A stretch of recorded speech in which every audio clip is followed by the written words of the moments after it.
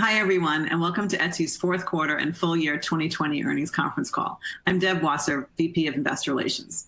Joining me today are Josh Silverman, CEO, Rachel Glazer, CFO, and Gabe Ratcliffe, our Director of Investor Relations. Today's prepared remarks have been pre-recorded. The slide deck has also been posted to our website for your reference. Once we are finished with Josh and Rachel's presentations, we will transition to a live video webcast Q&A session. Questions can be submitted via the Q&A window chat displayed on your screen. Feel free to use it at any time, as it will remain open throughout the entire conference call. I'll be reading your questions, and Gabe will help me try to get to as many as we can. Please keep in mind that our remarks today include forward-looking statements related to our future performance, including our financial guidance and key drivers thereof, the impact of COVID-19 on our communities, business, and strategy, and the potential impact of our marketing and product initiatives. Words such as anticipate, continue, expect, and will, as well as similar expressions, are intended to identify forward-looking statements. Our actual results may differ materially from these forward-looking statements. Forward-looking statements involve risks and uncertainties, some of which are mentioned in today's earnings release, and which are more fully described in our quarterly report filed with the SEC on October 29th, 2020, and in subsequent reports that we file with the SEC. Any forward-looking statements that we make on this call are based on our beliefs and assumptions today, and we undertake no obligation to update them. Also during the call, we'll present both GAAP and non-GAAP financial measures. A reconciliation of non-GAAP to GAAP measures is included in today's earnings press release, which you can find on our IR website, along with the replay of this call. With that, I'll turn it over to Josh. Thanks a lot, Deb. And hello, welcome everyone. 2020 was no doubt a transformative year for Etsy, a time when circumstance met preparedness, highlighting the agility of our model, the dynamism of our team, and the power of our differentiated strategy.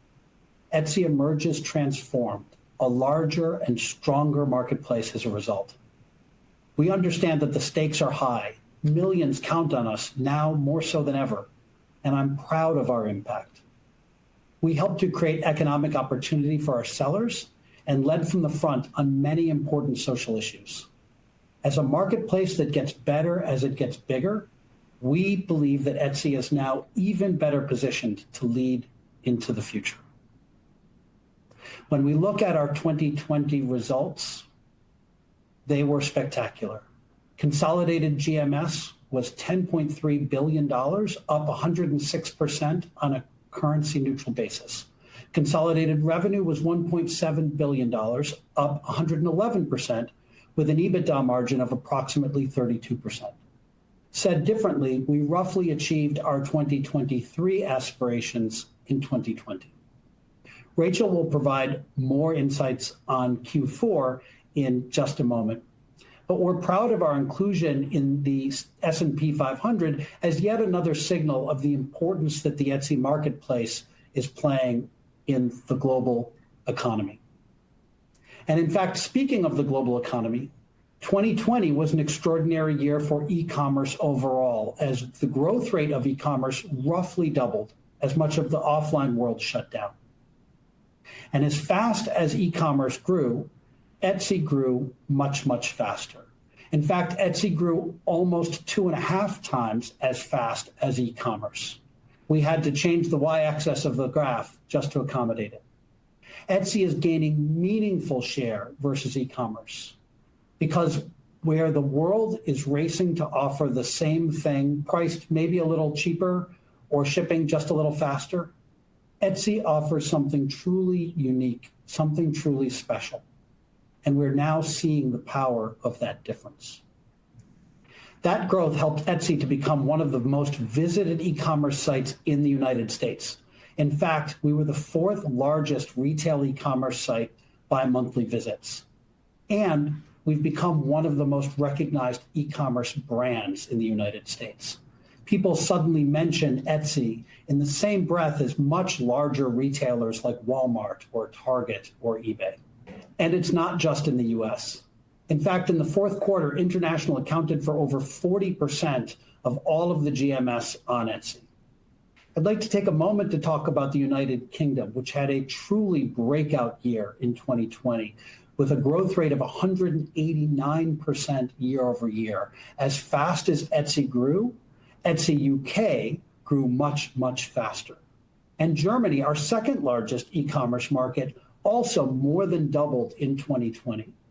What I'm most pleased about is the percentage of e-commerce on both of those sites that's local, that's domestic, where both the buyer and the seller are located in the UK or in Germany, respectively. In the UK now, more than 70% of trade is local. That means for people in the UK, Etsy is very much a domestic platform where there's a sufficient vibrancy of both supply and demand for people to be able to come there for everyday needs. And we're seeing that in Germany, and I think that really speaks well to the power of our international opportunity overall. Why? Well, one important reason is the ability of the Etsy marketplace to meet rapidly evolving buyer needs. 2020 search trends highlight the dynamism of our marketplace. For example, in March, when the offline world largely shut down, demand for essentials on Etsy exploded, and our sellers almost instantaneously rose to meet those needs. And as trends evolved throughout the year, from nesting and home office to home furnishings to outdoor events and reimagined events, things like virtual graduation ceremonies or lawn celebrations, our sellers were there to create and to deliver. In fact, if you can imagine it, it's very possible that people came to Etsy to make it and to buy it. All of this resulted in dramatic growth across all of our buyer segments. Etsy added twice as many new buyers in 2020 as they did in 2019. In fact, there were many weeks in 2020 where Etsy added more than 1 million new buyers per week. And we reactivated 22 million lapsed buyers. These are buyers who hadn't shopped at Etsy in at least a year. And they've come back to Etsy in 2020 at a time when they really needed us most to find that Etsy is better in so many ways than the last version of Etsy that they might have visited possibly years ago. I'm particularly excited about the growth of habitual buyers. Habitual buyers were yet again our fastest growing segment in the fourth quarter. And habitual buyers grew 157% year over year. 2020 was also a year when we grew the pie for many of our sellers. In fact, many of our sellers had their best year ever in 2020. GMS per seller was up 22%, while we simultaneously grew active sellers by 64%. We, of course, work hard to support our sellers by driving more sales. We also work hard to support our sellers in many other ways.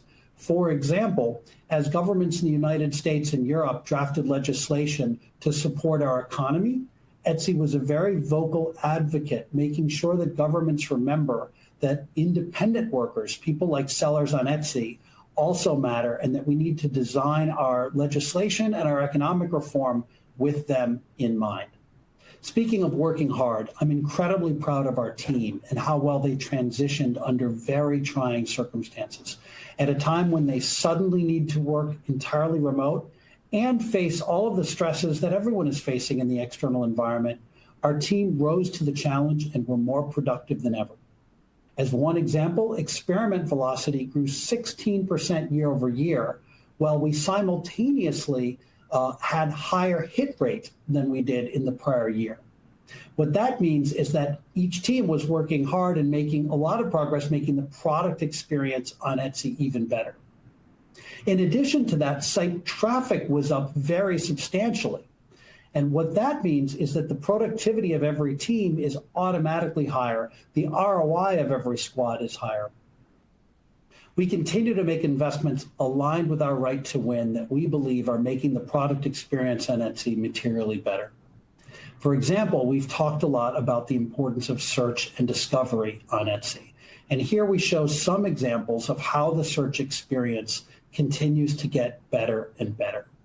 Our initial investments in dynamic ranking and semantic gap have laid the foundation for personalized search, which is making it easier for buyers to find what they're looking for and to be inspired from among our over 85 million items. Buyers are now scrolling through fewer listings, which is making search less overwhelming and more rewarding. And of course, it's about so much more than just search. We continue to make investments to improve the product experience in many, many ways. Two examples in the fourth quarter were the launch of installment payments and the ability to filter searches around expected delivery dates, so you can see just items that are going to arrive within your time frame. And just as our product experience improved, so has our brand awareness. We made significant strides in marketing in 2020, expanding the visibility of our brand globally.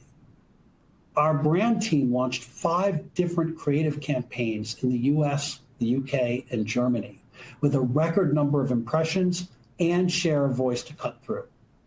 And we expanded our performance marketing and our CRM campaigns very materially, equipping our teams with more resources and better tools within our MarTech stack, and turbocharging the success of our performance marketing campaigns through our offsite ads program.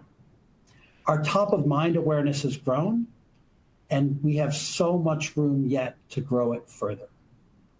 I also want to take a minute to highlight some of the critical infrastructure investments we make that maybe aren't as obvious to the outside world, but are so important to our success as a business. For example, I'd like to give a shout out to our member services and trust and safety teams. In early spring, demand on Etsy suddenly, instantaneously, and unexpectedly more than doubled.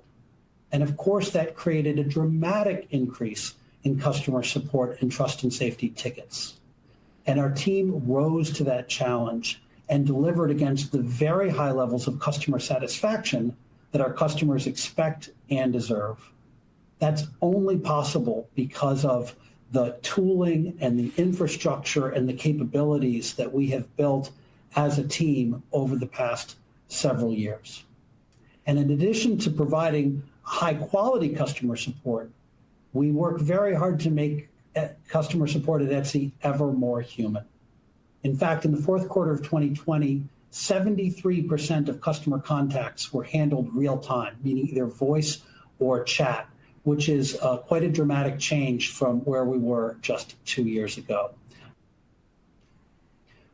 2 years ago, we described to all of you our long-term right to win strategy, which propelled our growth in 2020 and is more relevant than ever. We're building upon that momentum to deepen and strengthen in each of the 4 areas that make up our right to win. We didn't pivot to meet the demands of 2020. Rather, we doubled down on this strategy, which has allowed us to meet the demands in 2020, and we believe will continue to strengthen our business for years to come. We have a deep passion for the Etsy community, specifically our buyers and sellers who come to Etsy to express themselves or to turn their creative passion into a business. We believe that the opportunity is large. The shift in customer behavior has brought more sales online, and we know that for almost every purchase occasion, we have something delightful on Etsy to offer. In 2021, our focus areas will be centered around things that continue to differentiate the Etsy experience from all of the other players in e-commerce.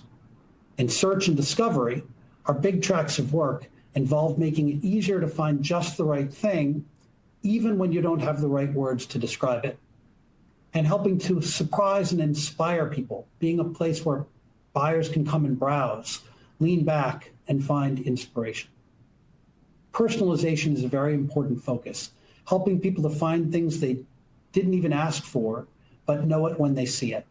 And we've barely begun to unpack the opportunity in personalization. We'll lean into this in superhuman ways, combining the latest of AI with human curation, leveraging the power of our community and our team to help curate items and use those to train models to become ever more personalized. We want to leverage the distinct power of our growing community to help make Etsy less overwhelming and made just for you. And we'll do all of this in ways that make Etsy even more human. For example, leveraging video. Unlike most products, every item on Etsy comes with a story.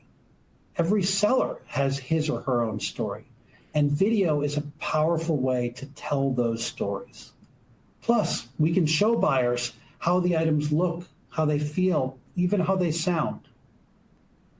This is a great example of how we have so much more runway to more richly connect buyers and sellers. And once you find just the right item, you need the confidence to be willing to buy it. In 2021, we're going to be very focused on the post-purchase experience, being transparent about when you can expect an item to arrive, being purposeful about when to communicate that in the purchase journey, making sure our sellers have all the right information that they need to meet the deadlines, and letting buyers know that we have their back in case anything goes wrong.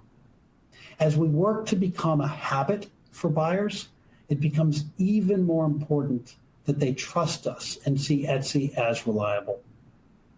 We'll have so much more to tell you about our product roadmap as we progress throughout the year, but we couldn't be more excited about what's on deck for 2021. And I'd like to take just a minute to talk about Reverb, another example of the beauty of a two-sided marketplace, especially when combined with strong execution in product and marketing. Reverb also had a fantastic 2020, growing faster than their market. And the company recently laid out their rights to win, their long-term strategy with key differentiators, which mirror Etsy's own and show just how much opportunity there is to grow the Reverb platform. I also want to highlight our virtuous cycle and the progress that we've made in our economic, social, and ecological pillars to benefit all of our stakeholders. Etsy has always believed that being a good citizen makes us an even stronger and more resilient business. And 2020 demonstrated that people are looking to shop their values. They're looking to put their money where their heart is. And they hold businesses to a higher standard. Since announcing our impact strategy in 2017, we've continued to evolve and update our goals. We're incredibly proud of the progress we made in this past year, but we're not resting on our laurels. We're setting some aggressive new targets for 2021 and beyond, creating a more diverse, equitable, and sustainable marketplace and supply chain to expand our economic impact. Etsy's economic output is now similar to the city of Houston. We're continuing to build on our diverse and inclusive workforce at Etsy and at Reverb. I'm proud of the fact that, for example, we doubled the percentage of our leadership team that are underrepresented minorities. And we sourced 100% of our electricity from renewables. We've set a new goal, which is to be net zero emissions by 2030. Most importantly, you'll be able to read more about in our soon-to-be filed integrated annual report, where we're now using both the SASB and the TCFD frameworks to help you better track all of our strategies and progress. As we look forward over many years, we continue to believe that e-commerce is consolidating around fewer and fewer scaled e-commerce platforms. And we believe that Etsy is better positioned than ever to be one of those few scaled platforms, a brand which rises above the rest by standing for something truly unique and different, standing for the individual creators and for keeping commerce human. I believe Etsy can and should be a massive force in the world. The world has taken notice, and we have strong conviction that our opportunity is bigger than ever. I'd like to close by thanking our team once again for their passion, their creativity, and their conviction. And now I'll turn it over to Rachel. Thanks, Josh, and thank you everyone for joining us for our Q4 earnings call.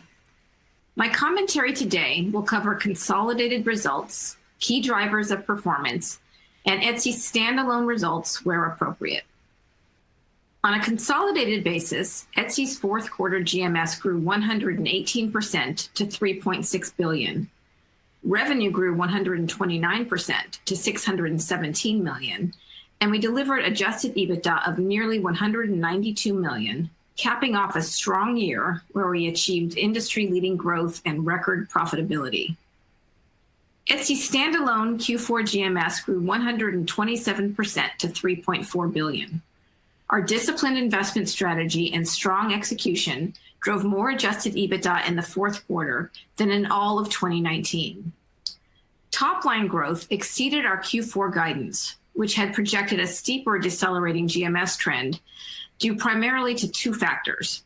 First, masks contracting as a percent of overall GMS, and second, the uncertainty of consumer spending patterns and global economies related to the pandemic. As Josh mentioned earlier, international growth was robust in 2020. In Q4, consolidated international GMS expanded 500 basis points sequentially to 40% of overall GMS. International GMS was up 140% on a constant currency basis and was driven in part by strong trends in the UK and Germany. Our fastest growing trade route in the fourth quarter was once again our domestic sales between buyers and sellers within the same country. It's also worth noting that we are disclosing UK revenue, which is based on the location of the seller, for the first time, as it was more than 10% for 2020 at $196 million. We're adding India as a core market, bringing our total focus markets to 7, given heightened investments we've been making to build the foundation of incredible inventory from creative entrepreneurs in that country. Etsy had an exceptional holiday as the shopping season started earlier and growth rates exceeded prior years, providing a meaningful tailwind in the quarter, setting some exciting records as shown on this slide. We told you on our last call how we would be investing heavily in product and marketing to make Etsy a wonderful holiday shopping destination, and these investments really paid off. Etsy's peak holiday shopping day was Small Business Saturday. Growth was up 150% year over year, and we generated over $50,000 in GMS per minute. This is especially important as it gives the more than 4 million small businesses on our platform relevance and a voice during this important time in retail. We also continue to see growth in our top 6 categories, with homewares and home furnishings, our largest and fastest growing category, growing 226% during the 5 days of Thanksgiving through Cyber Monday. All of the work we've done to keep Etsy top of mind and ensure we could handle the surge in activity enabled us to deliver great results. Not only did our holiday season start earlier, we also peaked higher and sustained strength longer than in prior holiday periods. We saw continued strong growth across many of our categories to end 2020, especially in our top 6, which for all of 2020 represented over 80% of Etsy GMS, growing 85% year over year. You can see the full year category growth on this slide. Globally, Etsy's growth is distributed in over 50 different retail categories. Outside of the top 6 categories, full year growth was 115%, excluding mask sales, powered by segments such as toys and games and pet supplies. As expected, mask sales continued to contract as a percent of overall GMS to 4% in Q4, down from 11% in Q3 and 14% in Q2, a trend which we expect to continue. Following the steady trend of 93% year-over-year growth in Q2 and Q3, non-mask GMS growth accelerated sequentially to 118% in Q4. In addition, we're seeing very healthy underlying trends from mask buyers. Of the 3 million mask-only buyers in Q3, approximately 50% returned in Q4 for a non-mask purchase. This is up 12 percentage points compared to Q3, a great signal that we are retaining and converting buyers who are coming to Etsy for some of their essential purchases. Consolidated Q4 revenue was driven by growth in both marketplace and services revenue. In particular, key drivers were GMS volume, Etsy payments, Etsy ads, and offsite ads revenue. Etsy ads, offsite ads, and our expanded Etsy payments platform combined helped to sustain take rate at 17.1% in Q4, a quarter where historically take rates contract due to seasonality. We continue to make strides in bolstering our advertising products and initiatives to help sellers drive velocity in the marketplace and take control of their success. On a consolidated basis, on-site Etsy ads and Reverb's bump offering grew 74% year over year, with both marketplaces improving our ad platforms that enhance the functionality and user experience for sellers and show more relevant ads to buyers. Etsy's offsite ads continued to yield encouraging returns, with opt-out rates remaining less than 2%. We're optimizing return and channel mix for our sellers' listings, now incorporating buyer segment information in the signals we send to our ad partners, including differentiated LTVs to drive efficiency. In the second half of 2020, 9% of Etsy's standalone GMS earned an offsite ads fee. This effective increase in take rate enables us to invest more on behalf of our sellers while maintaining our ROI threshold. From a seller's perspective, the return on ad spend is in the range of 6 to 8 times on the high end for any ad product. And this is a risk-free investment since a seller only pays the fee when she makes a sale.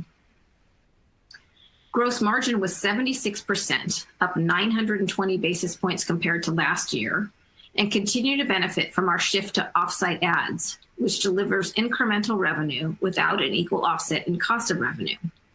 And to a lesser extent, the change to Reverb's transaction fee also expanded gross margin in Q4, since this was the first full quarter of consolidated P&L benefit. We're scaling our investments in 2 ways, both in marketing and product development. On this slide, we've shown you marketing as a percentage of GMS versus buyer growth to illustrate how we've scaled marketing to drive returns. As you know, we've been leaning in more heavily to upper funnel channels in particular, and these investments are having the desired impact. For example, in the fourth quarter, we saw year-over-year improvements in prompted and unprompted awareness, and positive gains in several key brand metrics. We also track monthly movement in brand familiarity, emotional closeness, relevance, and everydayness, and are seeing strong progress here as well. I want to highlight some specifics around our Q4 TV investments. As mentioned last quarter, we ran 2 separate TV campaigns during the holiday period, one aimed to drive purchases, and another designed to build brand affinity and deepen the emotional connection to Etsy.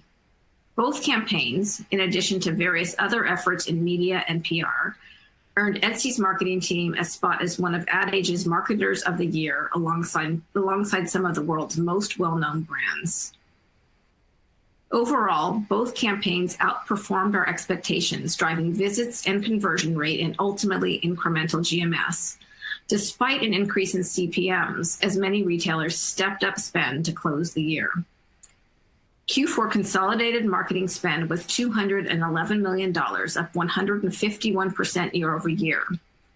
Brand marketing spend, which include television and digital video, was 23% of our consolidated marketing spend in Q4, and 24% in Q4 last year versus 18% in Q3. This represents approximately $49 million of spend in the fourth quarter. In our performance marketing channels, we've rapidly scaled our spend as a result of offsite ads. Performance marketing spend was $147 million, up 193% year over year and up 65% compared to last quarter. We're also hard at work improving our owned channels, building out use cases for our new CRM tools, such as personalized emails or targeted push notifications. We're investing to drive efficiencies in each and every channel across the funnel to bring in new buyers and drive frequency. The other lever for improvement in GMS is our investment in product development, which you can see illustrated on this slide. This spend drives higher conversion rate from new and repeat buyers and increased frequency. The impact of this investment is evident both in our GMS growth, our experiment velocity, and accelerated hiring, with a larger product development investment as seen on our P&L. We ended the year with 1,414 employees, an increase of 14% compared to last year. As Josh mentioned earlier, we're getting twice the leverage from our product teams with an ambitious investment roadmap. Moving to our operating metrics, we are really pleased with the continued increases in new buyers and reactivation of our large base of existing buyers.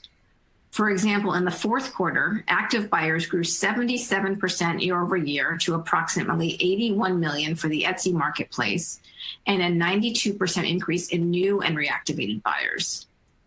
GMS per active buyer on a trailing 12-month basis grew 13% year over year, driven in part by habitual buyers, which grew over 157% in Q4. This is up from 100% growth in the third quarter, the third quarter of sequential acceleration in this valuable segment.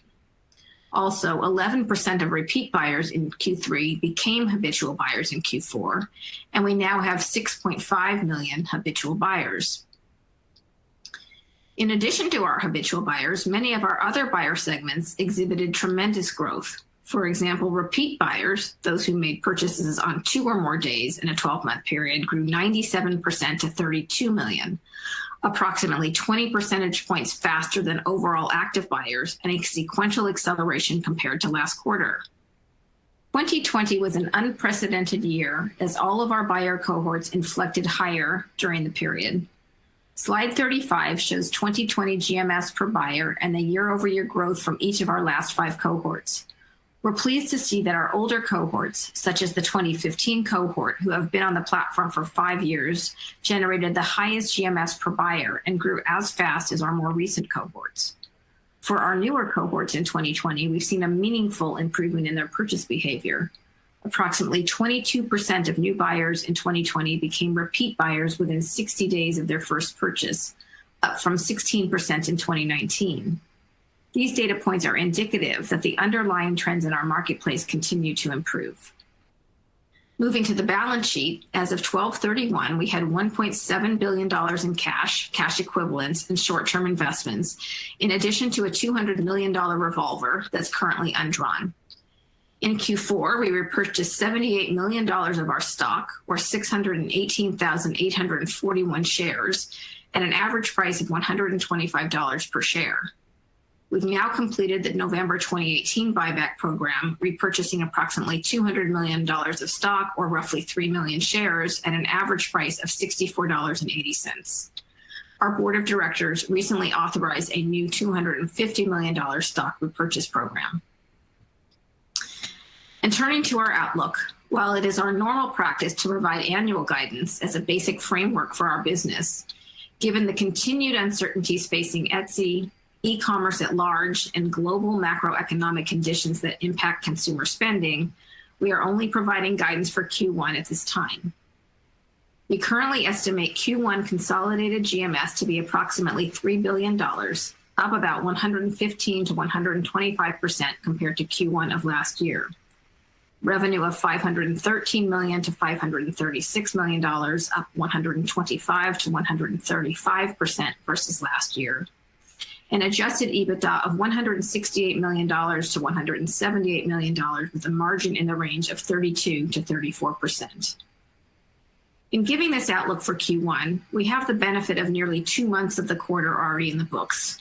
January was very strong, but it was clear to us it was helped in part by a tailwind from stimulus checks. We want to call this out, as we do not currently expect to have this same tailwind in Q2, and in fact can already see that February relative to January is less strong without that boost from stimulus. Furthermore, the recent weather events in the South and the Pacific Northwest had a very clear impact on our GMS in the past week, another reminder that certain unpredictable macro events beyond our control are apt to create volatility in our performance. As you update your models and think about the cadence of growth for 2021 and beyond, we'd like to remind you of a few things. During the latter part of Q1, Etsy will lap a period of negative growth rates that spanned from mid to late March 2020. The outlook I just gave for Q1 includes several weeks of comping this low point. Then, as you recall, on April 2nd of 2020, we saw the start of significant unprecedented growth, initially catalyzed by demand for face masks. In total, 2020 face masks exceeded $740 million, with $346 million in Q2 and $264 million in Q3. While face mask versus non-face mask GMS trends have certainly been encouraging, our expectation is that year-over-year quarterly growth rate comparisons will be challenging when you eliminate the face mask sales from your forward models. In 2020, Etsy growth outpaced the broader e-commerce sector. While we are not giving the full year guidance today, it may be informative to look at third-party data and research on how they are projecting growth for the industry this year. It suggests that for the sector, Q1 2021 growth will be approximately in line with Q4 2020, and that the industry will start to more rapidly decelerate starting in Q2, with the majority of incremental growth for the year realized in the first quarter. it remains our ambition to continue to outgrow e-commerce, propelled by the underlying changes we've seen in the marketplace and the heightened awareness of our differentiated brand. However, we also know, we hope, that as the world opens up later this year, consumers will soon be able to spend more of their money on travel, dining, and entertainment, and this will create some headwind in Etsy's growth relative to 2020. Last note on the revenue outlook. Historically, there is some favorable seasonality to our first quarter take rate. This year, we also benefit from offsite ads, additional Etsy payment geographies, and Reverb's higher transaction fee. As we think about the quarterly cadence of take rate throughout the year, Q1 may represent the high water mark for 2021 take rate. On expenses, 2 points to keep in mind. First, we want to reiterate that our revenue per headcount is significantly higher than our peers and results in margins that are stronger than we want, given the many opportunities we see to invest for growth. So as you think about expense trends and margin drivers, keep in mind that we are investing in talent and accelerating our pace of hiring in 2021, with a particular focus on product and engineering. Second, we exceed the revenue threshold in many international geographies for collecting and remitting digital sales tax. This obligation will grow as our business continues to expand. We have more conviction than ever to invest in our business for the long term, building top-of-mind awareness in the hearts and minds of consumers, and continuing to gain market share. We're building on our momentum, and we expect to continue to capitalize on our large market opportunity. Thank you for your time today. I will now turn the call over to Deb so we can take your questions.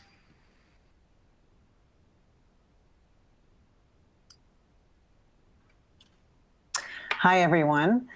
Good to see you. We are ready to go. We have a lot of questions in the chat box. I'll just dive right in. If you have any additional questions, feel free to add them in as well.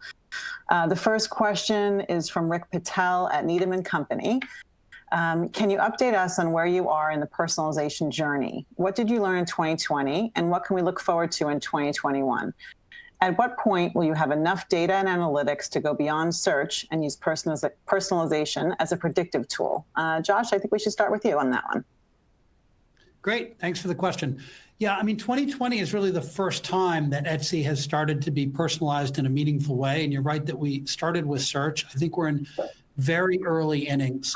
You can think about personalization very narrowly as knowing, for example, how we've started. What things have you searched for in the past? What things have you favorited in the past? What have you bought in the past? And using that to inform your search results. But, taking the aperture out further, having a deeper understanding of what that might imply of your sense of style, and understanding things like what style are all of these 80 plus million items. What are other people who've bought these also been interested in? What might complete the look of this? It might not be that item at all, but it might be other things that match with that item.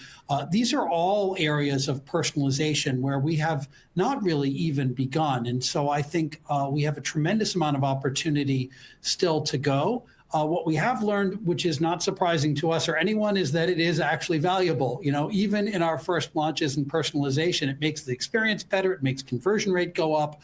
We're very optimistic about what it can do. So if I think about personalization, to your point of where else can you go, search and discovery, which I would think of as a lean in. You type in a query at Etsy and we give you a more personalized set of results, is where we've started. Lean back is another opportunity for personalization. So think, what kinds of recommendations can we present to you? What kinds of things can we show you that would inspire you that you didn't even think to ask for, but we happen to know that other people like you are interested? And the other bucket that I think is very exciting is offsite. When we are marketing to you, be it on Facebook or Google or elsewhere, the ability to know more about you and be even more personalized in terms of how we reach out to you is an opportunity that I think is large and will continue to get better and better over time. Okay, great. Thanks, Josh. Next one comes from John Colantuoni from Jefferies. GMS growth in the international business has been lagging modestly behind the U.S. until this most recent quarter. What were some of the key drivers of the acceleration in the international business during Q4? And what are some of the key learnings from that success that you can use as part of the broader framework to take advantage of the big opportunity outside of the U.S. In the years to come? Start with that, and then maybe we can have Rachel chime in a little bit too. Perfect. Okay, great. One of the wonderful things about a two-sided marketplace like Etsy is that it gets better as it gets bigger. There's a virtuous cycle that's turning. And so the growth in Etsy in our core international markets has been strong in the past, but was truly extraordinary in 2020. And if I look at the UK in particular, which really had a breakout year, it does feel like that virtuous cycle just turned more and more. So it appears to us that going from a top 20 e-commerce brand to a top 10 e-commerce brand appears to have a really positive impact on our business, and going from top 10 to top 5 has a really positive impact in terms of brand awareness in the market. And it makes sense because what's happening is we're bringing vibrancy. We're bringing more sellers with more items so you can shop domestically more, and we're getting more buyers, which brings more sellers. So part of what we're learning is what might be mechanisms where we can accelerate that brand awareness. How can we invest? There's a natural growth curve which we ride, but how can we invest to make that happen even faster? You are seeing us do things like brand marketing in both the UK and in Germany. And as we always do with Etsy, we're very data-driven, we're very experiment-driven, and we're looking at what's that doing to our flywheel on both the demand and the supply side, and how can we extrapolate that to think about ways to accelerate our growth even further in international. And I don't have a ton to add. That was a perfect answer. And I'd only add that we did invest more heavily in both the UK and Germany in the fourth quarter of this year, not only in brand, but also in mid-funnel. So we used the entire funnel. We used a lot of our performance spend and some of that middle piece where we did social, and we were able to capture more of the audience specific to those markets with a personalized message for them in those markets. Thanks for mentioning that, Rachel. I'm going to build on that because, we've talked about the opportunity in MarTech and how our MarTech capabilities can continue to get better and better.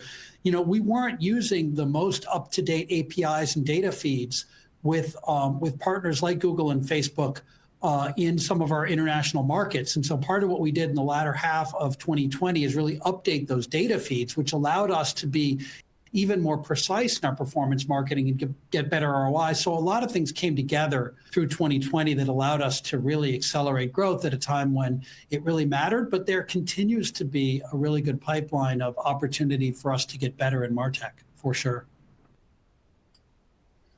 Okay, great. I'm going to move to one from Ed Ruma from KeyBank. Can you provide a way to dimensionalize how broadly the consumer is shopping the assortment on Etsy? And are new and reactivated consumers shopping multiple categories?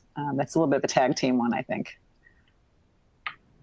I'll start. I think Rachel's given some data, and I think she can give some more. But we're really pleased by the fact that we are seeing cross-category purchase, and I think that's really encouraging. What we know is that almost anything you want to buy, you can buy on Etsy. Not consumer electronics. I mean, there's a couple, not travel. There's a few things, categories out there, but for the most part, things you need to buy and use, you can find them on Etsy. And our consumers are learning that more and more. One data point that Rachel shared is that 50% of people who were mask-only buyers in the third quarter came back and bought a non-mask item in the fourth quarter, which we think is really encouraging. So, we do like what we see. And honestly, during this time of COVID, people have had fewer options. So they've turned to Etsy more often. And they're, generally delighted by what they see. In almost every category, they're going to find a really broad assortment of products. They're going to find that they're priced well. And, getting something made just for you with a handwritten note is just a better way to shop. So I'll add just a couple of additional data points there. One that I really like is that 2 or more purchases, the percentage of buyers that had 2 or more purchases in 2020 was 48%. That's up from 41% a year ago. And when you look at that category of buyers that have 2 or more purchases, the average was 5 purchases. That was the first time we crossed 5. So they're coming back much more frequently.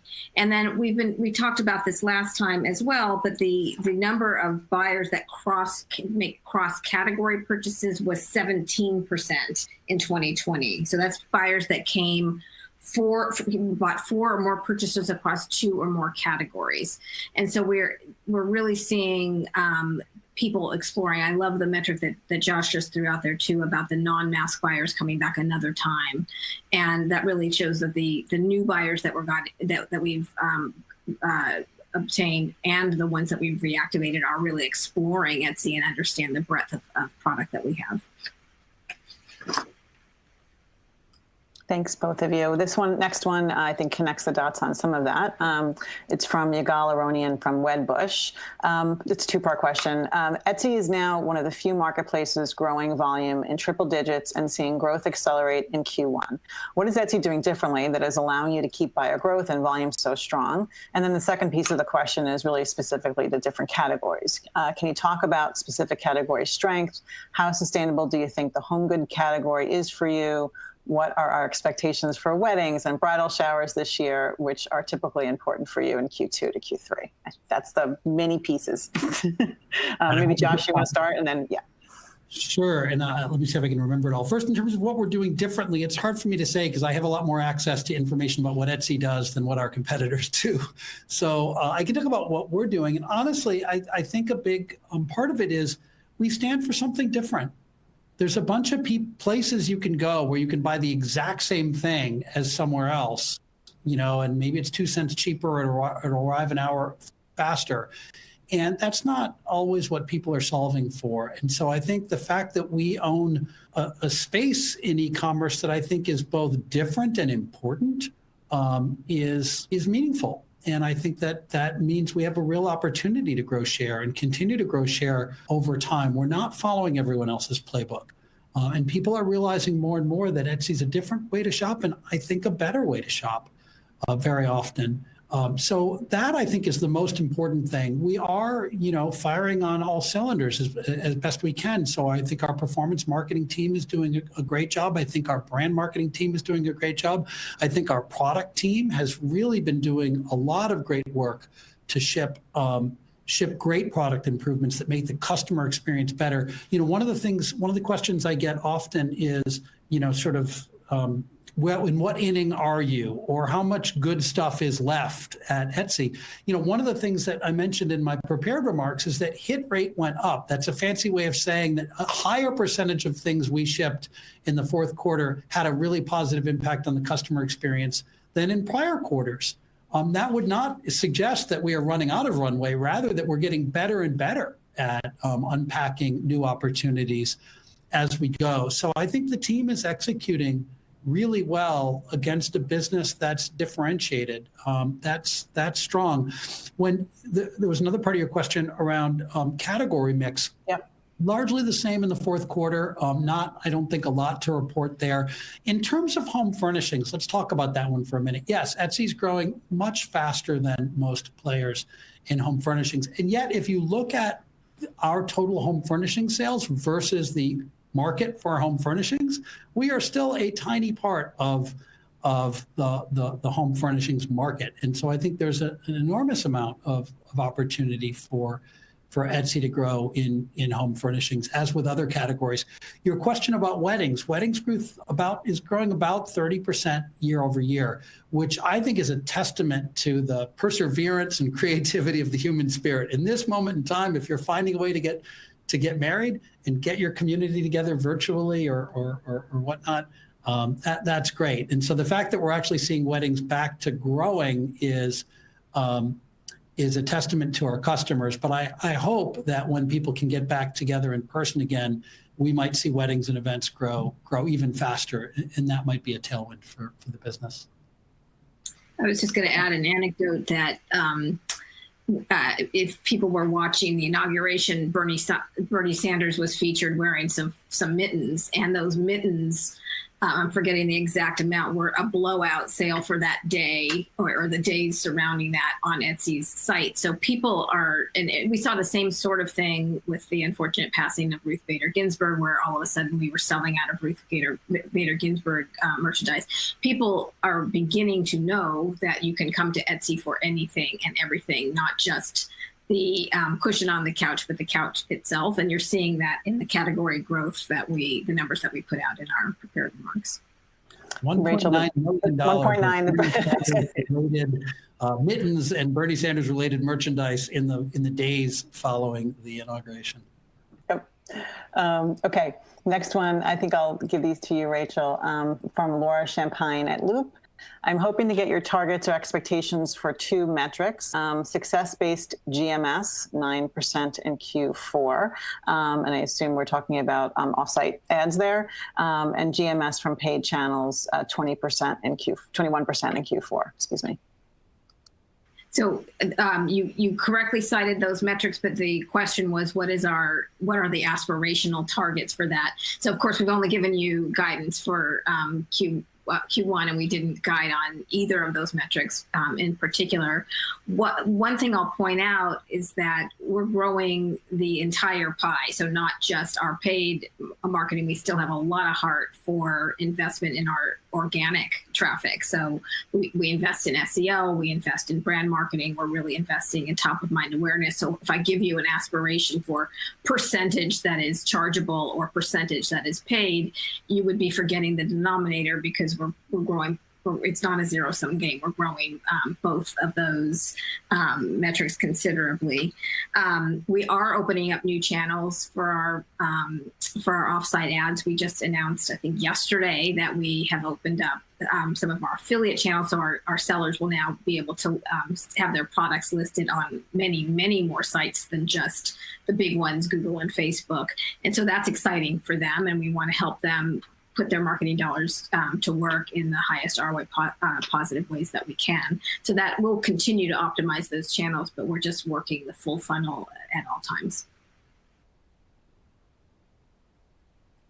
Okay, great. The next one I'm going to take is from Dylan Helson at Roth Capital. Can you talk about the impact that initiatives are having, such as broader marketing efforts, offsite ads, retargeting, and how that is driving the growth in habitual buyers and repeat buyers? And I think this is the part of the question that's a little bit nuanced and different from what we've already answered. Are you able to identify certain characteristics of a new buyer that increases the likelihood that they can actually become a repeat buyer or a habitual buyer?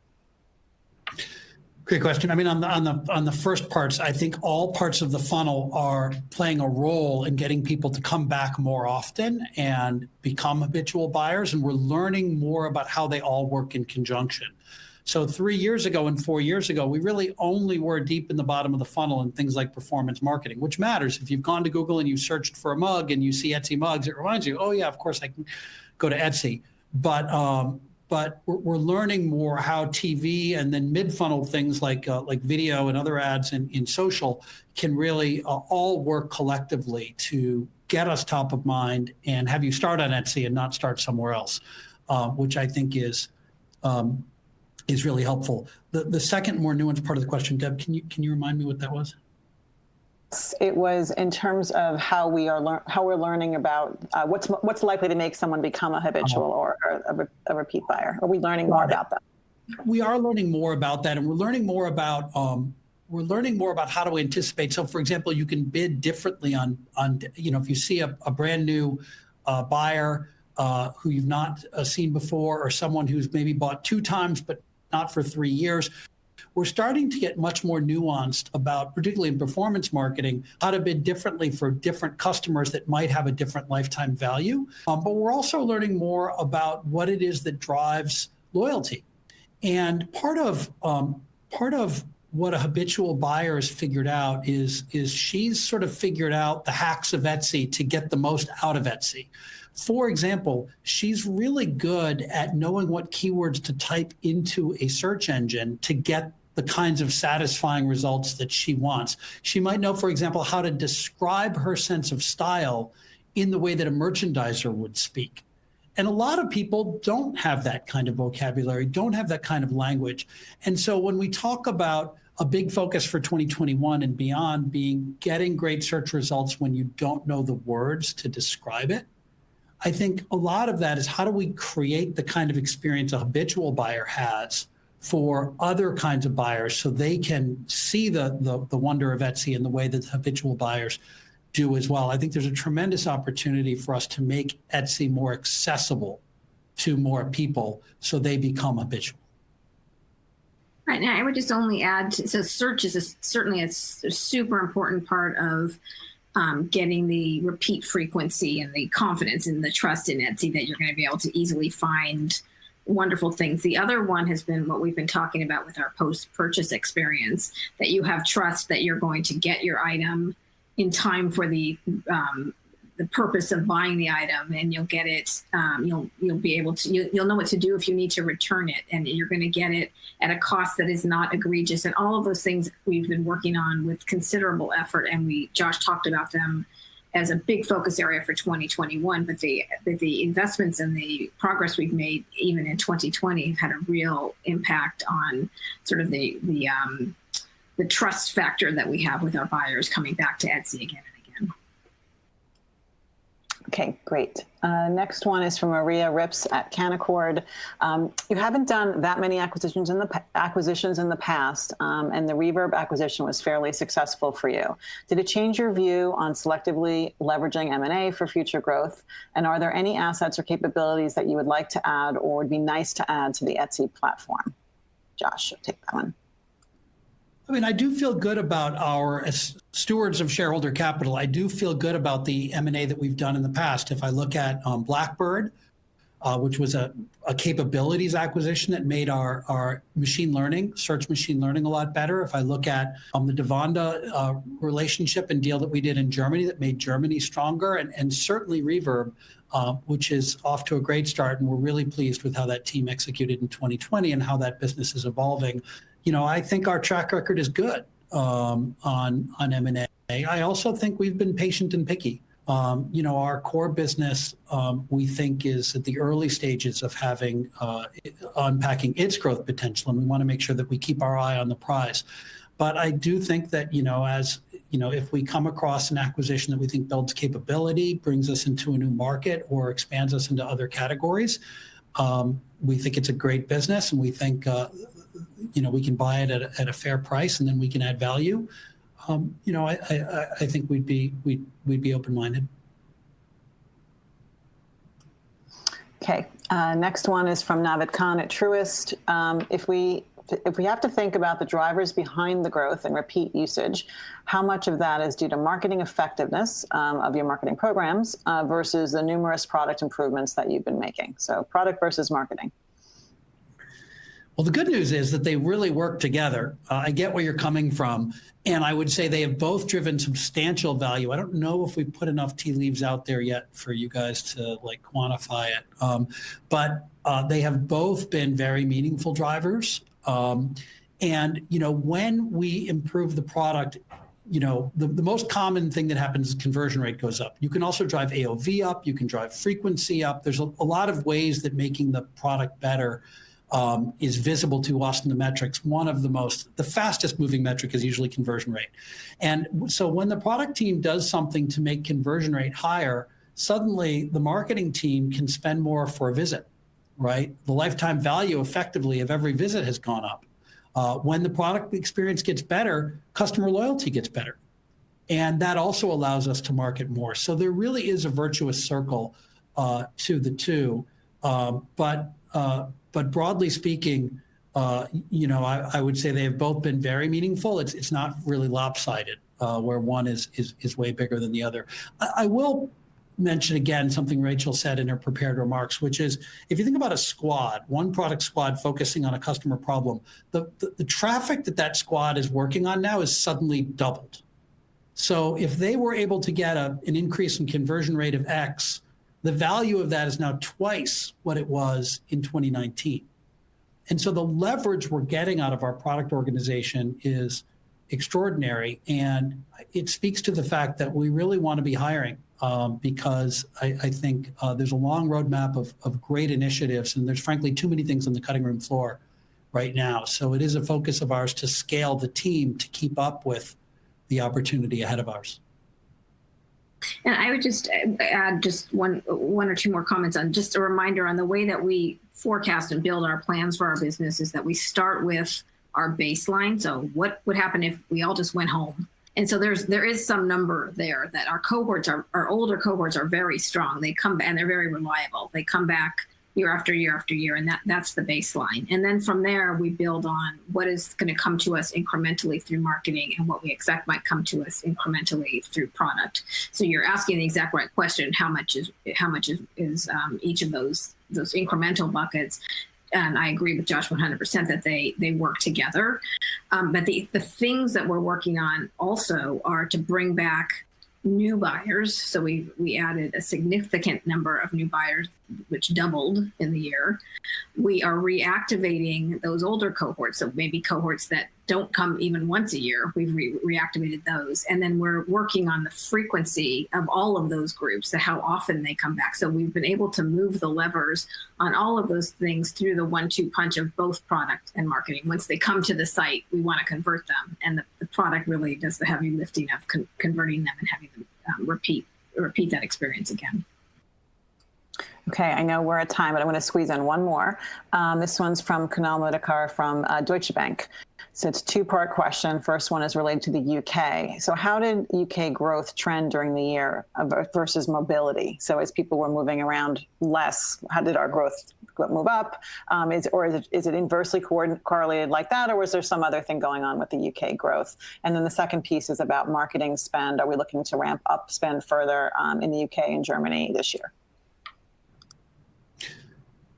Yes, I would say that the growth rate in the UK was definitely impacted by lockdowns.